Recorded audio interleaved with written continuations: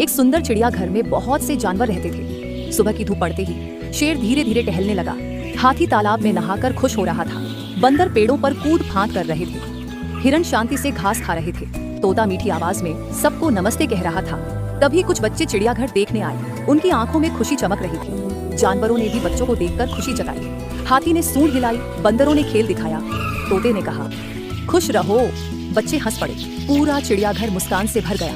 और भी मजेदार कहानी देखने के लिए सब्सक्राइब करें माय यूट्यूब चैनल।